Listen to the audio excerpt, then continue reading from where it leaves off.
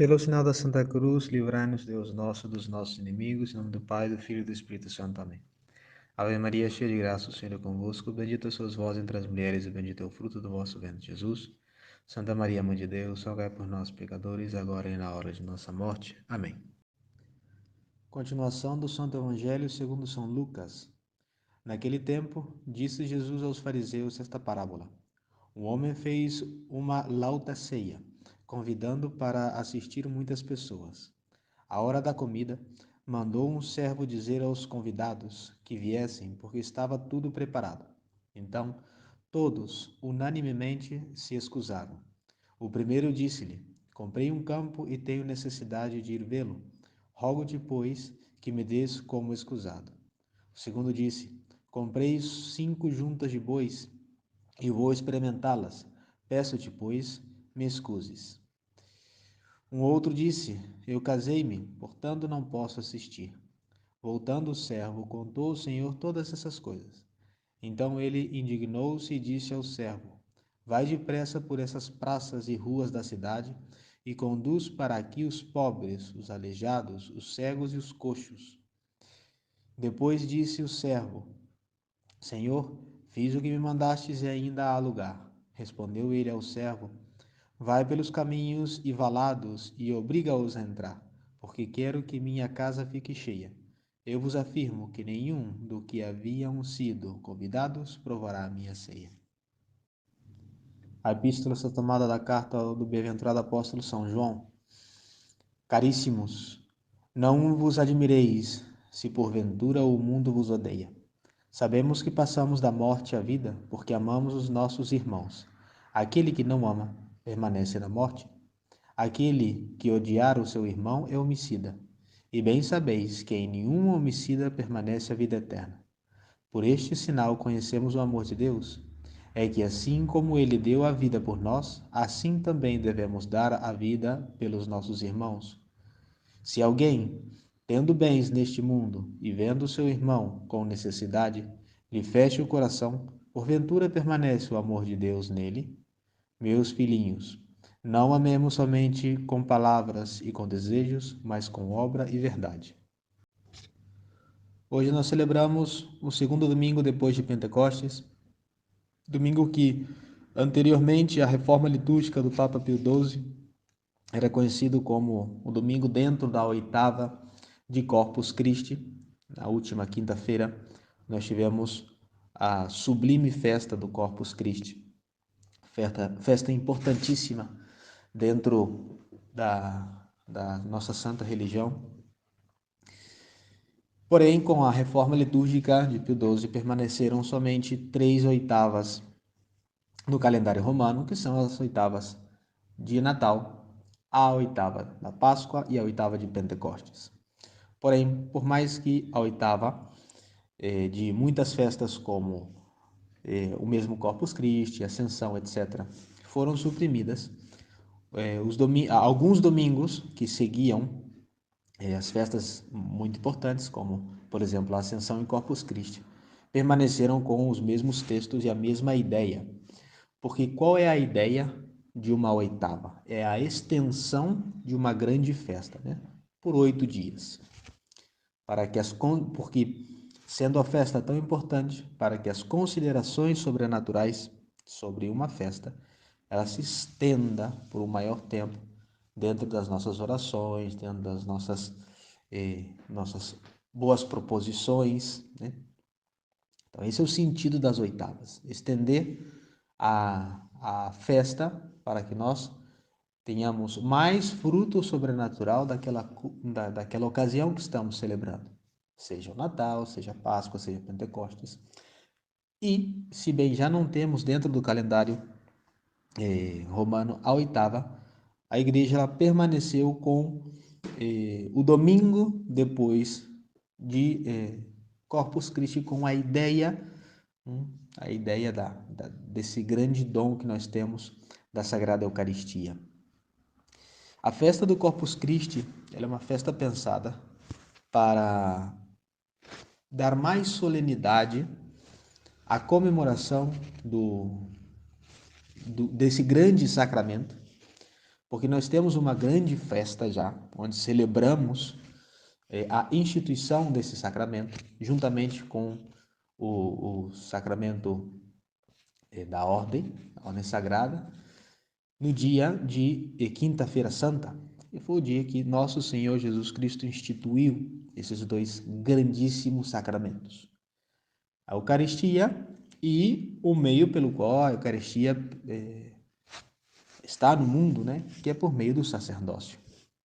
Só que como nós estamos na Semana Santa, quando estamos na Semana Santa, estamos num ambiente de penitência, estamos a igreja ela prega o sacrifício, o ato de contrição, não tanta festa, digamos. Estamos em tempo penitencial. Então a igreja ela viu uma certa necessidade de colocar outra festa em outra quinta-feira para celebrar tão grande sacramento. Lembrem-se que de todos os sacramentos, o primeiro e mais necessário é o Santo Batismo, porque não poderia ser outro. Ele abre as portas da vida sobrenatural. Porém, o mais excelente dos sacramentos é a Eucaristia. Em todos os sacramentos, nós recebemos a graça santificante para abençoar cada momento da nossa existência.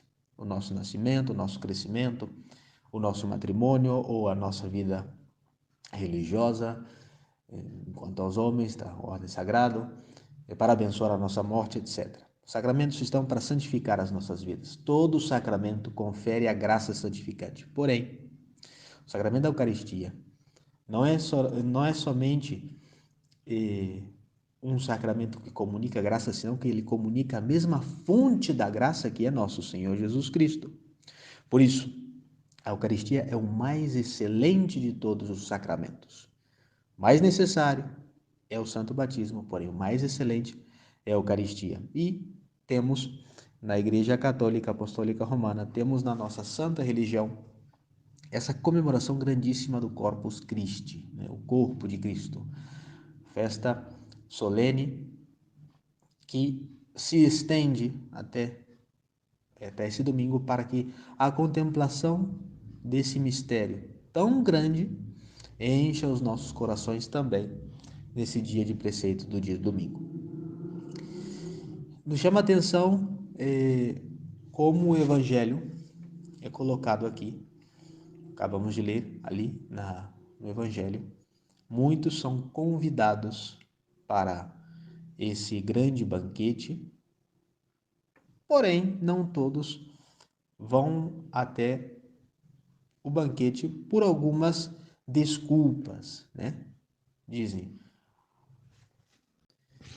E pois bem, o evangelho que a igreja propõe no dia de hoje para a extensão dessa contemplação, a extensão dessa comemoração do mistério eucarístico, é o evangelho que acabamos de ler, do bom homem que, convidando a várias pessoas para um banquete espetacular, o único que recebe dos convidados são desculpas para não comparecer àquele grande banquete. O exemplo é óbvio, né? Dado por nosso Senhor. Que banquete mais excelente que aquele onde se comunica a mesma fonte da graça santificante, que é nosso Senhor Jesus Cristo. E que desculpa tão desfarrapada de não comparecer diante desse banquete, que o apego às coisas naturais. Porque vejam só, no exemplo dado por nosso Senhor, nenhum daqueles que se negam a ir ao banquete não estão indo por uma coisa diretamente pecaminosa. Não diz, eu não vou ao banquete porque eu vou assaltar uma casa, ou vou sequestrar alguém, ou vou cometer tal ou qual pecado. Não, as pessoas dizem, compramos alguns bois, compramos uma fazenda, eu me casei, que são coisas indiferentes ou até mesmo boas. Mas o que torna das coisas boas ou indiferentes, mas são o apego desordenado que nós temos a ela e também a intenção que nós temos ao consegui-la. Então, essas duas coisas. Se nós temos um apego desordenado às coisas naturais e a intenção que eu tenho para com aquela adquisição, isso pode tornar as coisas naturais más, porque uma junta de bois não é uma coisa má, se casar não é uma coisa má, mas se as coisas naturais me afastam desse banquete tão grande, tão imenso, onde se comunica o corpo de Cristo, há uma desordem grandíssima. Porque mesmo sendo coisas indiferentes, não pecaminosas, nada pode me separar do amor de Deus. Ontem mesmo, à tarde, no sábado à tarde, nós damos catecismo aqui na capital de Córdoba. E explicando para uma criança, ontem falamos do primeiro mandamento da lei de Deus. E uma criança, como sempre, pergunta, mas eu tenho que amar a Deus mais que a minha própria mãe? E aí nós vamos convencendo a criança, fazendo a criança entender que o homem sempre prefere as coisas mais excelentes. E como nós vamos explicar isso para uma criança? Falando de doces, falando de coisas que a criança possa entender. Ah, você preferiria um chocolate ou um pão seco, um pão duro? A criança diz, obviamente, chocolate. E aí nós vamos imprimindo na criança essa coisa evidente que o homem sempre prefere a coisa mais excelente. E aí nós chegamos com essa ideia a explicar à criança que nós sempre queremos as coisas mais excelentes. Deus é um ser infinitamente perfeito, portanto nós devemos preferi-lo em primeiríssimo lugar antes que absolutamente tudo. E ali a criança se convenceu. Mas vejam só que essa é uma dúvida prática do nosso dia a dia. Assim como aquela criança ontem, com muita inocência, estava falando da sua própria mãe, com muita inocência perguntou, mas eu tenho que amar a Deus mais que a minha mãe? Nós nos perguntamos todos os dias, eu tenho que amar a Deus mais que as 5 juntas de bois, mais que o meu casamento, ou mais que o campo que eu acabei de adquirir? Por que nós nos perguntamos isso? Porque ainda não temos impresso nas nossas almas, assim como uma criança inexperiente, assim como uma criança sem experiência sobrenatural, nós ainda não temos impresso nas nossas almas essa prática tão profunda de amar a Deus sobre todas as coisas. Uma coisa digna de meditação e contemplação, porque, repito, as coisas que excusaram aqueles que não queriam ir ao banquete não eram coisas pecaminosas. Então vejam só, como o apego desordenado às coisas naturais podem nos afastar do amor de Deus.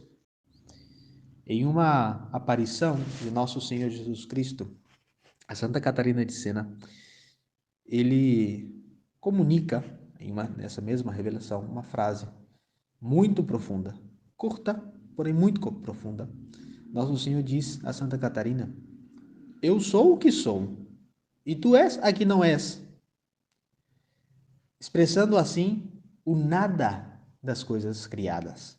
E vejam só, quem sabe, quem dera, Deus queira, que algum dia cheguemos perto do grau de santidade que teve uma Santa Catarina de Sena aqui na Terra. E mesmo sendo uma grande santa, escutou de Nosso Senhor, tu és a que não és. Expressando, obviamente, a necessidade que nós temos como criaturas, a necessidade que nós temos de estar unidos a Deus Nosso Senhor.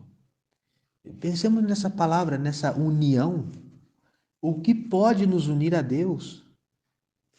Somente a caridade sobrenatural, somente o amor a Deus, o primeiro mandamento da lei divina, a primeira coisa que Deus manda, amarás a Deus com todo o teu coração, com toda a tua alma e com toda a tua mente. E por que Deus manda isso? Porque o amor produz vínculo. O amor, ele tem essa característica grandíssima de unir as coisas amadas. Isso são coisas que nós vivemos diariamente. O amor do marido para com sua esposa, o amor do pai para com seus filhos, o amor da mãe para com seus filhos e assim sucessivamente, como nós podemos perceber todos os dias das nossas vidas que o amor produz vínculo, união. E vejam só que no capítulo 3º do Evangelho de São João, versículo 16, ali São João dá um testemunho grandíssimo. Tanto amou Deus ao mundo, até entregar o seu Filho unigênito. Aí nós temos o vínculo com Deus nosso Senhor. Aí nós temos a união de caridade na Sagrada Eucaristia, porque Deus nosso Senhor entregou seu Filho para que nascesse aqui na terra, vivesse pobremente, pregasse o Evangelho, morresse na cruz e ressuscitasse e também permanecesse conosco até o final dos tempos na Sagrada Eucaristia, presente na Santa Igreja Católica Apostólica Romana.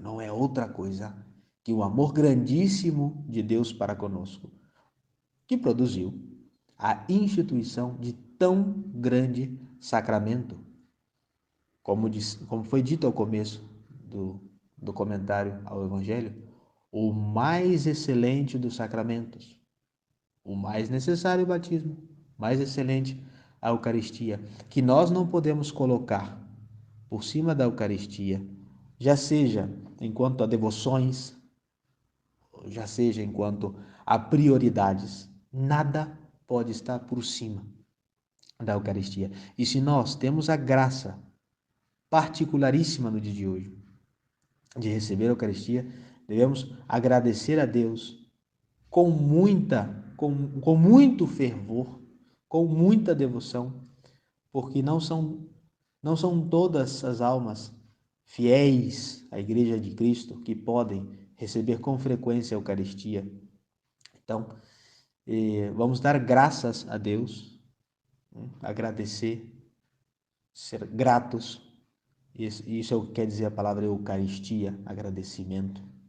Vamos agradecer a Deus nosso Senhor esse dom tão particular da comunicação do seu mesmo corpo, sangue, alma e divindade na Eucaristia.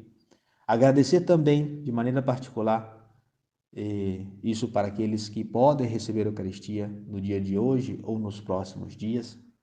Agradecer esse dom grandíssimo. E aqueles que não podem chegar à mesa eucarística, pelo menos que cheguem perto por meio da comunhão espiritual. Vamos pedir à Santíssima Virgem Maria a graça de estar presentes no coração de nosso Senhor Jesus Cristo por toda a eternidade. Essa presença que se produzirá por meio da caridade sobrenatural, que é a virtude que vai permanecer por toda a eternidade. Virtude que aumenta mais e mais com cada comunhão bem feita que nós fazemos. Ave Maria Puríssima, sem pecado concebida.